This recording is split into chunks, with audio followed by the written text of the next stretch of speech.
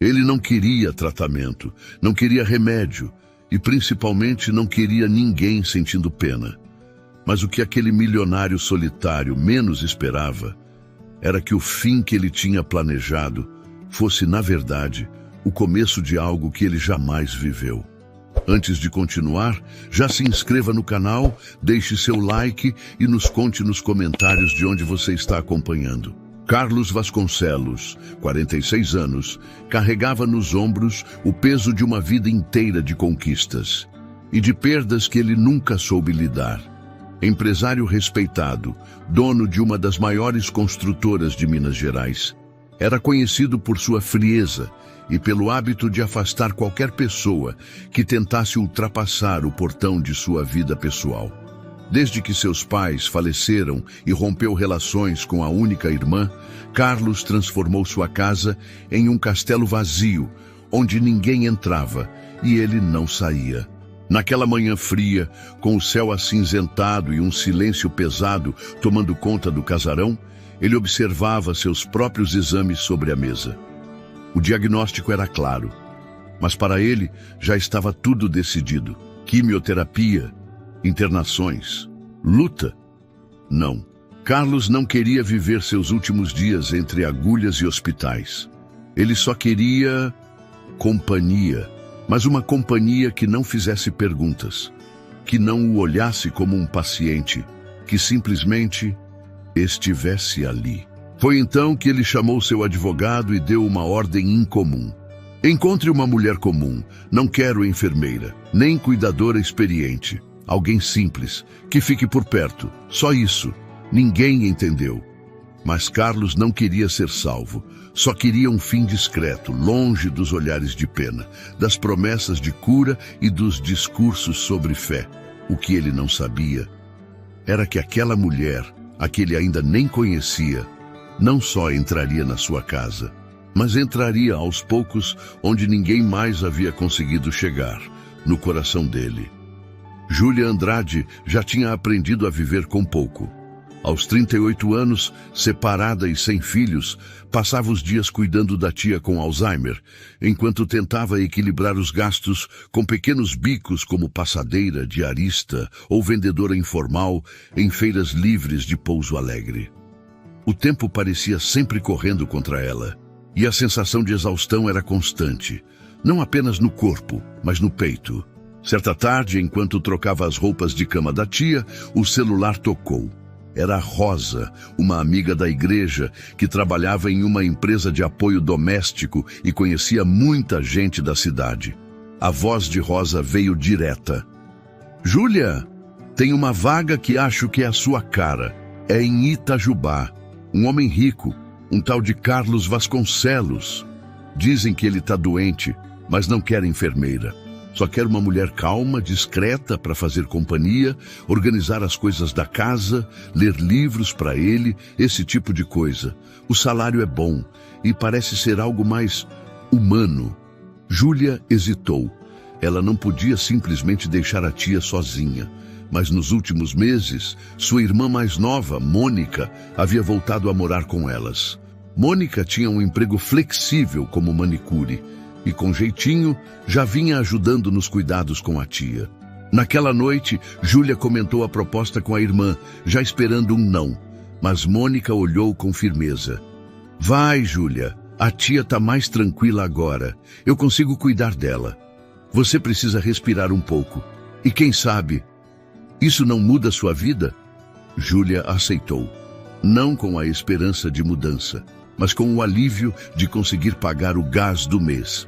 2 dias depois, ela subia pela estrada de terra que levava até a casa de Carlos. O casarão era imponente, mas carregava um ar de abandono elegante. Portões altos, jardins bem cuidados, mas com uma certa frieza. Ao chegar, foi recebida por Daniel, um funcionário da família que ainda prestava serviços administrativos à distância. Ele a levou até a sala, deu instruções curtas e disse: o senhor Carlos não gosta de conversa. Faça o que ele pedir. Não o pressione e não pergunte sobre a saúde dele. Júlia assentiu, sem saber exatamente no que estava se metendo. Quando viu Carlos pela primeira vez, ele estava sentado em uma poltrona de couro, de frente para a lareira apagada.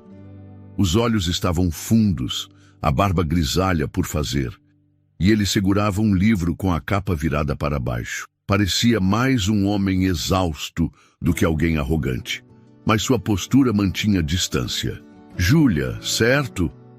Ele perguntou sem desviar o olhar da janela. "Sim, senhor. Aqui as regras são simples. Não gosto de barulho, nem de cheiro forte, nem de café muito doce. Não me pergunte nada da minha vida. Não quero saber da sua. Só organize as coisas, prepare chás e, se souber ler sem fazer teatrinho, pode ler para mim depois do almoço." Júlia, apesar da frieza, sentiu que havia uma dor escondida naquela rigidez. Ela apenas respondeu com um leve "sim, senhor", e foi cuidar das tarefas. Na primeira semana, o ambiente era silencioso como uma igreja vazia. Júlia limpava, organizava armários, preparava caldos leves e deixava a casa levemente perfumada com alecrim, como sua avó fazia. Carlos mantinha distância, mas ela percebia seus olhos discretamente acompanhando seus movimentos. Certa tarde, ao ver o volume de Clarice Lispector sobre a mesa, Júlia leu um trecho em voz baixa, enquanto ele fingia não prestar atenção. Era um texto sobre vazios que doem mais do que machucados. Quando ela terminou, o silêncio ficou mais denso. Carlos murmurou: "Você leu melhor do que eu esperava. Não parece novela das 6. Pode continuar amanhã." Aos poucos, o ritmo da casa começou a mudar. Carlos passou a descer para o café da manhã quando sentiu o cheiro do bolo simples que Júlia fazia. Às vezes, ela deixava bilhetes com pequenas frases positivas no canto da mesa, fingindo que eram marcas de página esquecidas. Ela nunca perguntava nada. Não insistia, mas estava sempre ali. E com o passar dos dias, ele começou a notar os detalhes.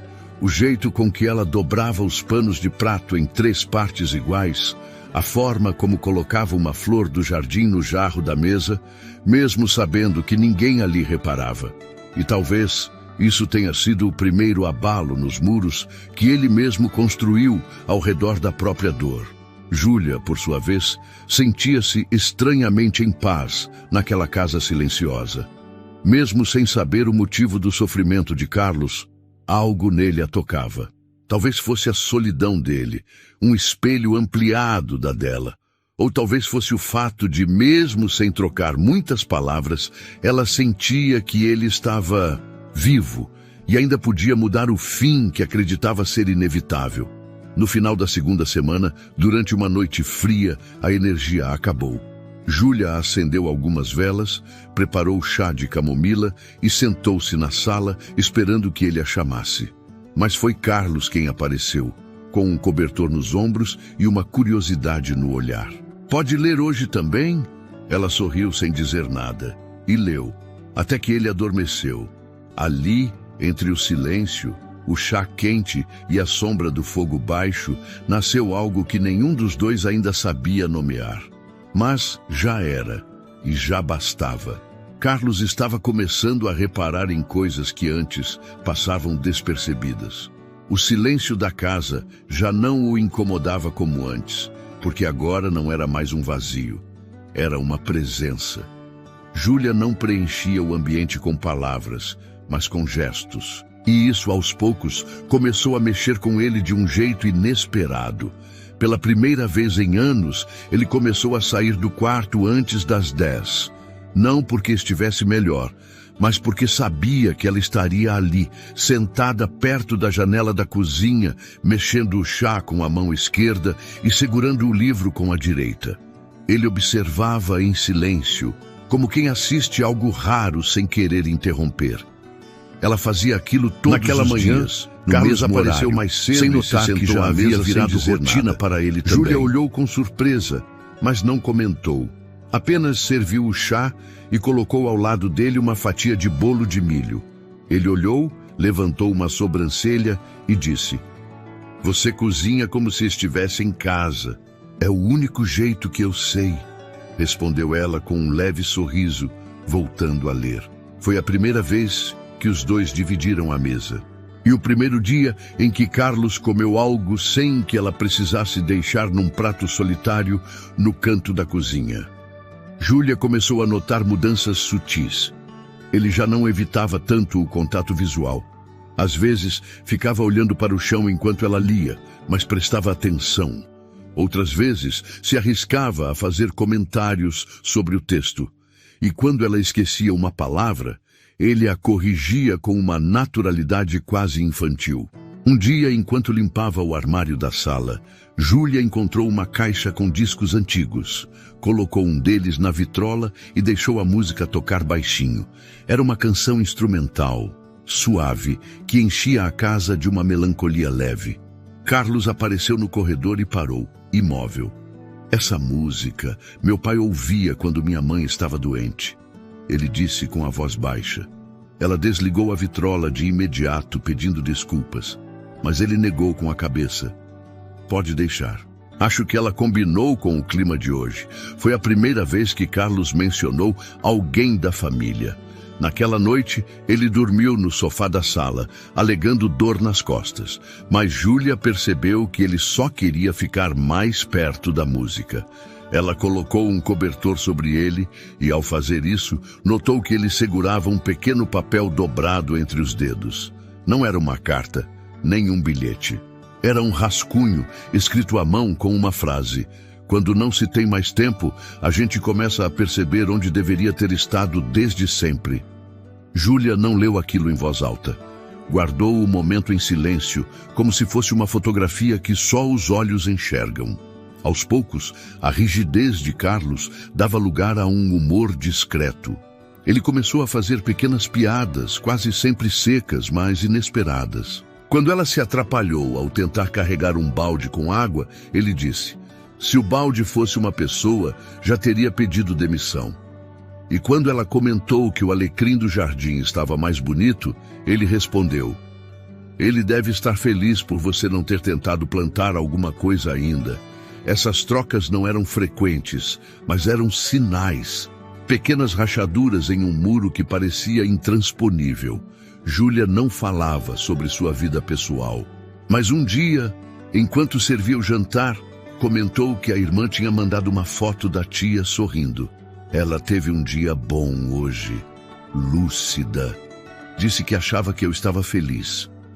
Mesmo sem saber onde eu estou, Carlos não respondeu. Apenas olhou para ela por alguns segundos a mais do que o normal, como se estivesse prestando atenção no que ela não disse. E depois voltou os olhos para o prato. Os dias frios foram se tornando mais suportáveis. A casa, antes com cheiro de móveis antigos, passou a ter aroma de café fresco e pão aquecido. Júlia, sem perceber, estava devolvendo algo que nem ela sabia dar nome. E Carlos, pela primeira vez desde o diagnóstico, passou uma semana sem se trancar no quarto. Numa tarde chuvosa, ela entrou na sala e encontrou um livro sobre a poltrona. Em cima dele, um bilhete dobrado, com a letra dele escrita com esforço. Hoje eu gostaria de ouvir aquela parte da Clarice, a do vazio bonito. Se você ainda lembrar, ela lembrou e leu, e ele ouviu. Ao final não disseram nada, mas Júlia percebeu um leve movimento nos olhos dele. Como se, por dentro, algo estivesse se abrindo. Carlos não sabia o que aquilo era, mas sabia que, desde a chegada dela, os dias deixaram de ser contagem regressiva. E Júlia estava descobrindo que o silêncio dele também falava. O outono parecia mais frio naquele dia. As árvores da serra estavam cobertas de tons amarelados, e o vento trazia um silêncio que se acomodava entre as paredes da casa como se fizesse parte dela. Júlia havia acordado mais cedo, feito chá de hibisco e separado algumas cobertas extras. O clima indicava que Carlos teria um daqueles dias de reclusão, e ela não queria forçar nada. Mas pouco depois das 9, ouviu um barulho surdo vindo do quintal. Largou o pano de prato sobre a bancada e correu para fora. Carlos estava caído entre o jardim e a varanda, com o rosto pálido e a mão tremendo levemente sobre o chão úmido. O susto congelou seu corpo por um segundo. Depois disso, tudo foi instinto. "Carlos!" ela gritou, ajoelhando-se ao lado dele. Ele não respondeu. Estava consciente, mas parecia fraco demais para reagir. Júlia chamou por Daniel, que por sorte estava na ala de serviço. Com ajuda, levaram Carlos para dentro.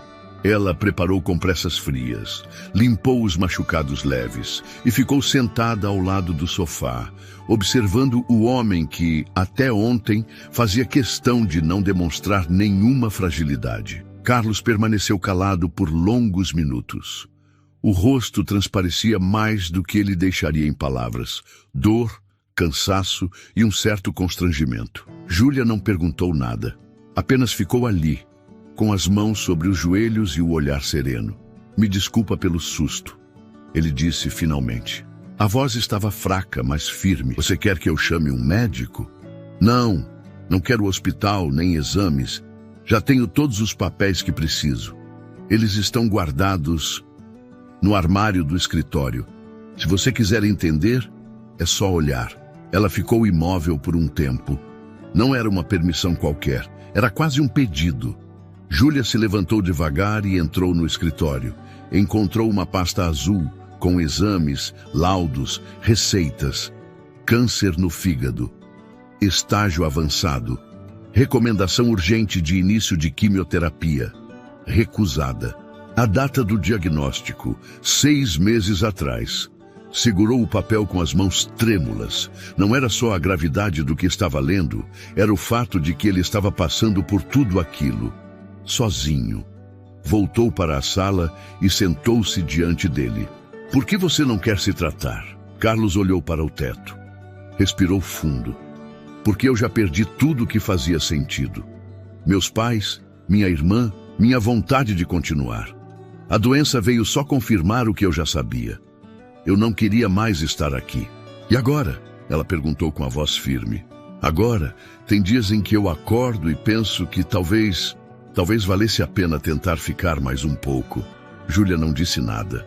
Apenas pegou uma caneca, preparou um novo chá e voltou a sentar ao lado dele. Estendeu a bebida com as 2 mãos, como se oferecesse mais do que um chá. Oferecia presença, oferecia espaço, oferecia tempo. Carlos a observou em silêncio. Pela primeira vez, alguém sabia da verdade. E não tentou convencê-lo, nem sentir pena, nem se afastar. Ela só ficou com ele. Nos dias que seguiram, algo mudou. Carlos parecia mais leve, embora ainda frágil. Dormia melhor, tinha menos náuseas e passou a aceitar que ela o ajudasse em pequenas coisas. Subir escadas devagar, cortar os alimentos no prato, lembrar da hora do chá com os remédios paliativos que havia deixado de lado. Júlia, por sua vez, não o tratava como doente.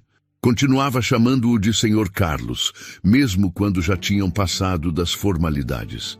Ele achava graça disso, mas nunca pediu que ela mudasse. Talvez porque gostasse de como ela respeitava cada passo do caminho. Nunca apressava nada, nem ele. Numa tarde nublada, sentaram-se juntos na varanda. Carlos com uma manta nas pernas, Júlia com um livro no colo. "Posso te fazer uma pergunta?" ele disse olhando para o horizonte. "Pode." "Por que você não foi embora quando descobriu?" Ela demorou para responder.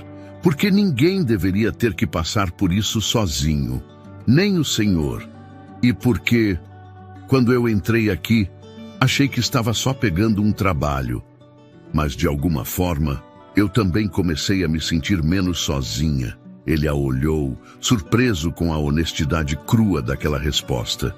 Depois baixou os olhos e sorriu. Um sorriso leve, quase infantil. Naquela noite, ela preparou um jantar simples: arroz, legumes salteados e frango cozido. Sentaram-se à mesa juntos e foi ele quem puxou conversa.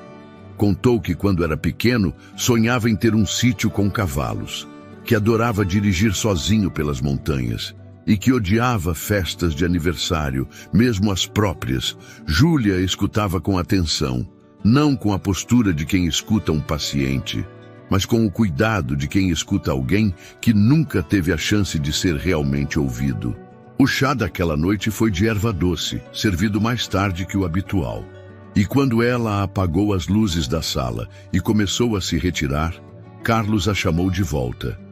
Júlia? Sim, obrigado por não ter me tratado como um doente. Ela sorriu no escuro e foi dormir com o coração aquecido, como se aquela casa, tão fria quando chegou, agora também estivesse cuidando dela. Os dias passaram devagar, como se o tempo tivesse aprendido a respeitar o ritmo daquela casa. Não havia pressa. Não havia urgência. Apenas uma rotina construída em torno de pequenos gestos que começaram a mudar tudo. Júlia acordava cedo.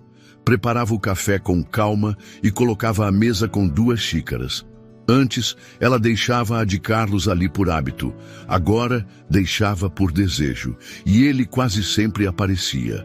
Às vezes em silêncio, outras com uma observação irônica sobre o tempo ou sobre o gosto do chá, mas aparecia. E isso já era um milagre silencioso. Na terceira manhã seguida em que ele chegou antes do café esfriar, ela não conseguiu esconder um sorriso. Está começando a gostar do meu chá? Carlos se sentou, pegou a xícara com as 2 mãos e respondeu sem olhar para ela. Talvez eu esteja começando a gostar de tomar chá acompanhado. Júlia não respondeu, só continuou mexendo o açúcar com cuidado, como se aquele instante precisasse ser tratado com delicadeza. Ele falava mais. Não tudo, mas o suficiente para que ela percebesse que estava entrando em espaços da vida dele onde ninguém mais entrava. Contou sobre a infância em uma casa grande demais para poucos afetos. Sobre a mãe que adoecera cedo e o pai que se refugiava no trabalho e no uísque. Sobre o primeiro carro, o primeiro erro, o primeiro arrependimento. Ela ouvia como se cada palavra fosse uma chave, destrancando aos poucos o homem que ele havia se tornado. E, de certa forma, ele também escutava o silêncio dela. O jeito com que ajeitava a toalha de mesa ou como limpava os olhos discretamente quando ele mencionava algo sobre perda.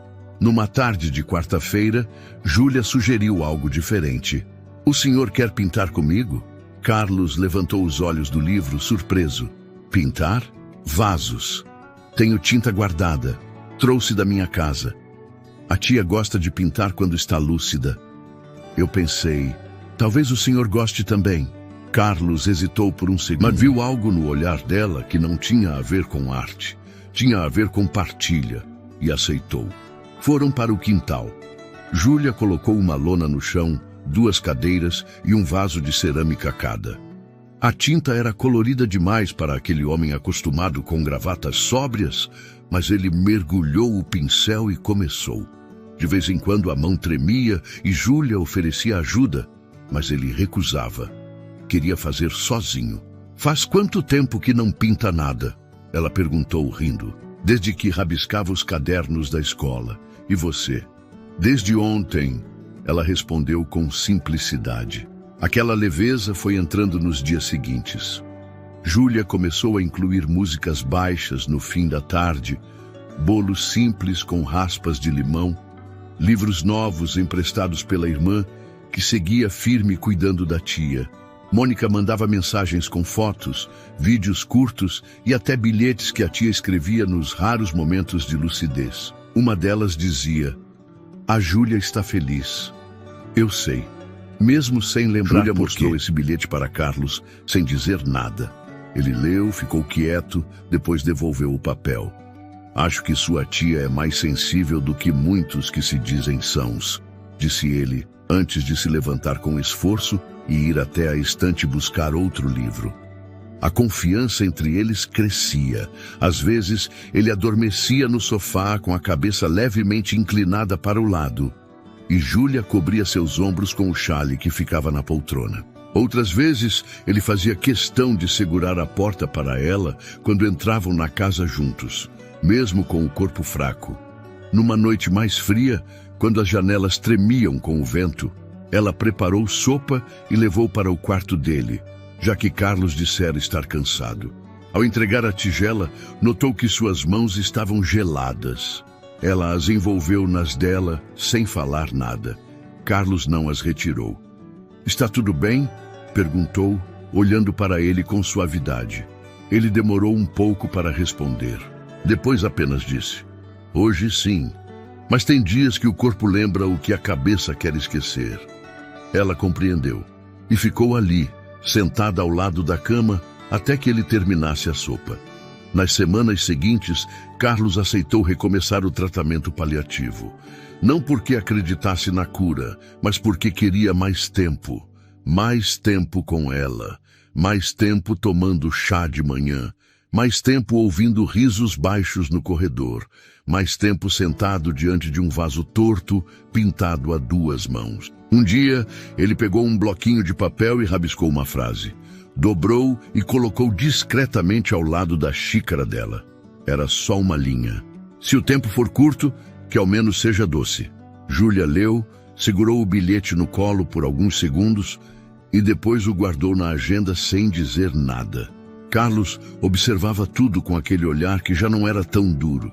Os olhos dele agora carregavam algo novo. Era como se, mesmo doente, estivesse descobrindo uma maneira de estar vivo de verdade. E toda manhã, ao ver 2 xícaras sobre a mesa, ele sorria. Era como se os dias tivessem aprendido a respirar junto com eles. Nada mudou bruscamente, mas tudo já estava diferente. Carlos agora tomava os remédios paliativos sem protestos. Não falava sobre isso, e Júlia também não tocava no assunto, mas ela sabia. Sabia que ele aceitava porque queria continuar por ali, por mais tempo, por mais instantes, por ela. As manhãs tornaram-se mais leves. Carlos passou a ajudar em pequenas coisas. Cortava frutas para o café, separava os livros da estante por temas, até organizava os discos por ordem de preferência. Parecia uma forma silenciosa de dizer que ainda estava ali, presente, interessado, envolvido. Júlia sorria com essas mudanças, mas nunca forçava. Nunca o elogiava como quem premia um avanço. Apenas se sentava ao lado dele, às vezes em silêncio, às vezes lendo, às vezes só dividindo o barulho do vento batendo nas folhas do quintal. Era nesse silêncio compartilhado que algo foi nascendo entre eles. Não tinha nome, nem forma definida. Mas tinha peso, tinha cor, tinha cheiro de bolo no forno e chá derramado de leve na borda da xícara. Certa tarde, ele apareceu na cozinha com um caderno nas mãos. Comecei a escrever umas coisas, disse, como quem revela um segredo. Ela parou de cortar os legumes e olhou para ele. Posso ver? Ainda não. Mas talvez um dia você leia tudo. Júlia assentiu. Sabia que tudo com ele precisava vir no tempo certo. À noite, quando foi até a sala para desejar boa noite, encontrou o mesmo caderno em cima da mesa, com a capa entreaberta. Carlos dormia, encolhido no sofá, coberto até os ombros. Ela não leu. Apenas fechou o caderno devagar, respeitando o espaço que ele ainda guardava. O clima entre eles era esse. Uma dança lenta, onde ninguém pisava no pé do outro, mas cada passo aproximava. No final de semana, Mônica enviou um vídeo da tia cantando um trecho antigo de um hino evangélico. Júlia mostrou para Carlos, achando que ele apenas ouviria por educação, mas ele pediu para ver de novo. Depois, de novo, até que sorriu. Sua tia tem uma força bonita. Mesmo quando não sabe o próprio nome, ela ainda canta. É o que a mantém viva. A música, respondeu Júlia. E você? O que te mantém viva? A pergunta veio sem aviso. Ela pensou um pouco antes de responder. Acho que o cuidado. Cuidar de alguém me dá sentido. Carlos permaneceu quieto. Depois, mexeu no relógio e levantou-se devagar. Talvez eu esteja aprendendo isso agora. Aos poucos, ele começou a tocar em assuntos que antes pareciam proibidos. Contou sobre a irmã com quem não falava há anos. Sobre um amor antigo que ele deixou escapar por orgulho, sobre um projeto de casa de repouso que abandonou antes de se tornar real. Júlia escutava tudo com o mesmo cuidado com que fazia seus chás. Sem tentar curar, sem corrigir, apenas acolhendo. Numa noite em que a luz da lua iluminava parte do corredor, ela o encontrou sentado no chão do quarto de hóspedes, abraçado a uma caixa de fotos antigas. Ele não disse nada, apenas mostrou uma imagem. Ele, ainda jovem, com os pais, em um campo aberto, todos sorrindo. Foi o último dia feliz da minha família. Depois disso, tudo desmoronou. Ela se sentou ao lado dele. Não o abraçou. Só permaneceu ali. E naquele silêncio cheio de história, ele encostou o ombro no dela. Ficaram assim por longos minutos, olhando o passado como quem tenta decifrar um mapa sem bússola. Na manhã seguinte, havia 2 canecas já prontas na cozinha. Carlos havia acordado antes dela, preparado o chá e deixado um bilhete ao lado da dela. Hoje você cuida de mim só com a presença. O resto eu faço. Júlia leu e sorriu. Era a primeira vez que ele retribuía o cuidado com intenção declarada. E isso aqueceu algo dentro dela que ela nem sabia que precisava. Durante a semana, ele passou a segurar a mão dela com mais frequência. Às vezes para levantar, às vezes para caminhar pelo jardim. Outras apenas porque sim, como se aquele toque sustentasse mais do que o corpo. Júlia não perguntava nada. Nem onde isso ia dar, nem o que sentiam, mas sabia que o coração batia diferente quando ele se aproximava. E Carlos, mesmo sem admitir, já não conseguia imaginar uma manhã sem ouvir o som dos passos dela na cozinha. Uma noite, enquanto o vento zunia pelas frestas da janela, ela foi até o quarto dele, como fazia às vezes, só para verificar se ele estava bem. Júlia, ele disse antes que ela se retirasse. Sim, se eu tivesse conhecido você antes, talvez minha vida tivesse tomado outro rumo. Ela ficou parada por um segundo, depois sorriu. Mas agora você me conheceu. Carlos retribuiu o sorriso com os olhos marejados. E naquela troca breve, sem promessas, sem planos, havia uma verdade mais forte do que qualquer declaração. Ali, entre remédios, chá quente e palavras ditas com hesitação, o amor crescia. Sem pressa, sem anúncio, mas real. Carlos vinha acordando mais cedo nos últimos dias. Às vezes, era ele quem abria as janelas da cozinha. Outras, deixava a chaleira pronta para o chá. Era sua forma discreta de dizer que esperava por Júlia. E ela entendia cada gesto. O tempo parecia ter encontrado um ritmo só deles. Não era contado por relógios, mas por pequenos momentos que iam se repetindo com leve diferença, como o sorriso dele ao vê-la dobrar os panos de prato, ou o olhar que ela lançava ao notar que ele estava sentando mais ereto, mesmo nos dias mais cansados. Naquela manhã, Carlos não estava na sala, nem no quarto, nem no jardim. Júlia procurou em silêncio, sem demonstrar pressa, mas sentindo o coração acelerar. Encontrou a porta dos fundos entreaberta. E do lado de fora, bem no meio do quintal, ele estava ajoelhado na terra, com uma pequena pá nas mãos e o rosto voltado para baixo. Carlos, o que está fazendo aí? Ele não respondeu de imediato. Continuou cavando um pequeno buraco no canteiro, com movimentos lentos e cuidadosos. Ao lado, uma muda de alecrim ainda no saquinho plástico. Você disse uma vez que gostava do cheiro, murmurou enquanto acomodava a plantinha no solo. Júlia se aproximou devagar, ajoelhando-se ao lado dele. Mas por que plantar agora? Porque se um dia eu não estiver mais aqui, quero que algo fique, algo que tenha nascido com você por perto. Ela respirou fundo, tentando não deixar os olhos se encherem. Vai ficar, Carlos.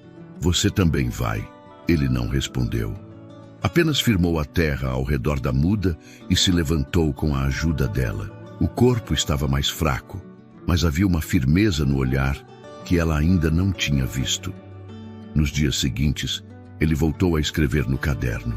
Passava longos minutos no escritório, às vezes horas, sem dizer o que fazia.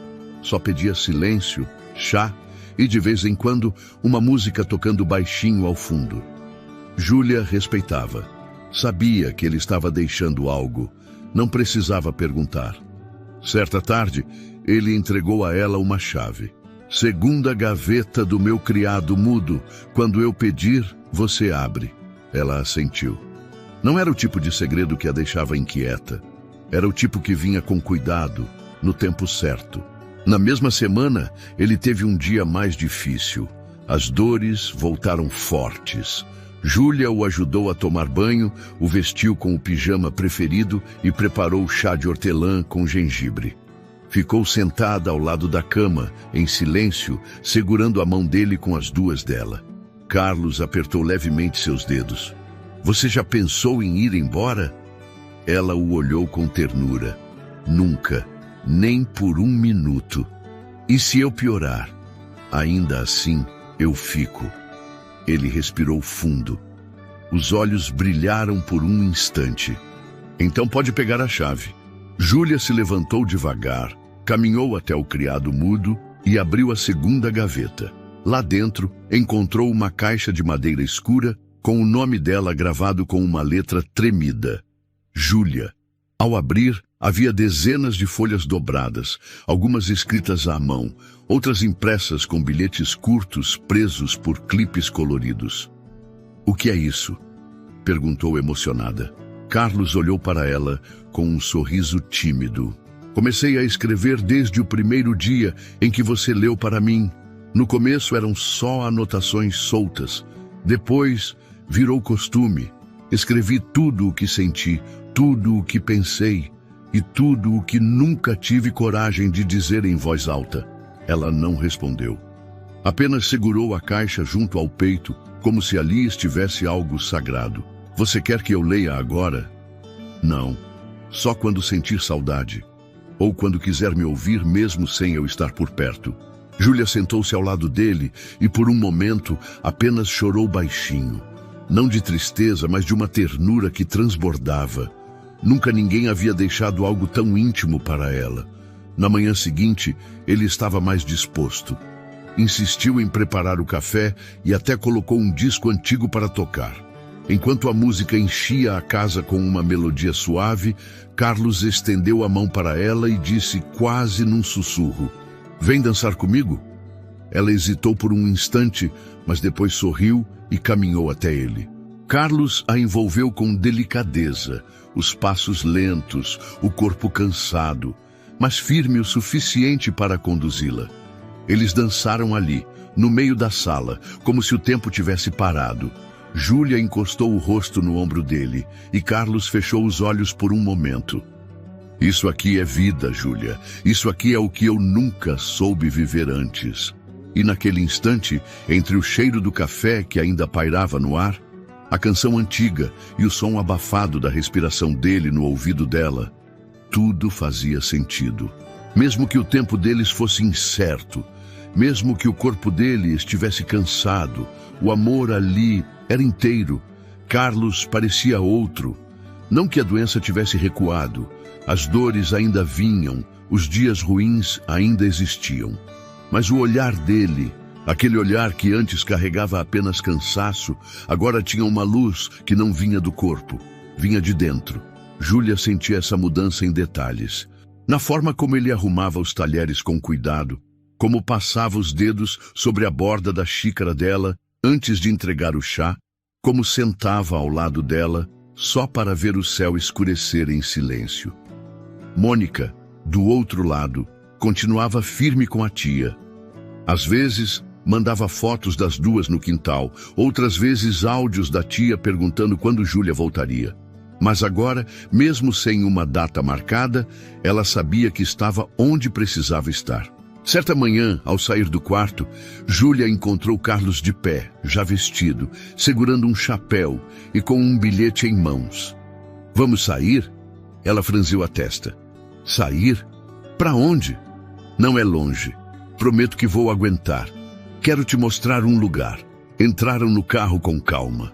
Ele dirigia devagar, como se cada quilômetro fosse um presente. O destino era uma estradinha de terra a poucos minutos dali. Pararam ao lado de um campo aberto, onde as montanhas pareciam abraçar o horizonte. Carlos desceu com cuidado e apontou. "Aqui era o sítio do meu avô. Ele me ensinou a plantar, a ouvir o silêncio e a respeitar o tempo da terra. Esse lugar me lembra de quem eu fui, antes de virar só mais um homem com medo de sentir. Júlia se aproximou devagar, pegando na mão dele. E quem você é agora? Ele respirou fundo. Alguém que gostaria de ter mais tempo, mas que, se não tiver, já viveu algo que valeu por tudo que ficou faltando. Ficaram ali por um tempo, sentados na grama, olhando o céu limpo. Carlos apoiou a cabeça no ombro dela e, pela primeira vez, falou em voz alta. Eu te amo, Júlia. Ela fechou os olhos, sentindo o peso e a doçura daquela frase. Eu também te amo, Carlos, desde antes de perceber. O silêncio depois disso foi mais eloquente do que qualquer palavra. Os dias que seguiram foram calmos. Carlos começou a escrever cartas curtas e colocava dentro da caixa de madeira. Às vezes, Júlia o encontrava cochilando no jardim com o caderno no colo. Outras, ele a esperava no corredor só para caminhar ao lado dela. A saúde dele oscilava. Havia dias em que ele mal conseguia sair da cama. Em outros, parecia determinado a provar que o tempo ainda era seu aliado. Mas mesmo nos dias mais duros, Carlos fazia questão de sorrir. Às vezes pequeno, quase imperceptível, mas sorria.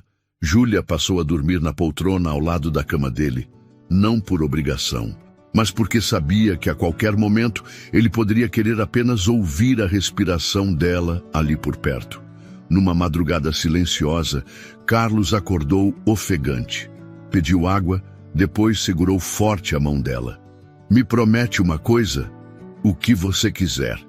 Que você vai viver, que vai continuar plantando coisas, rindo baixo, cuidando da sua tia, da sua irmã e de você.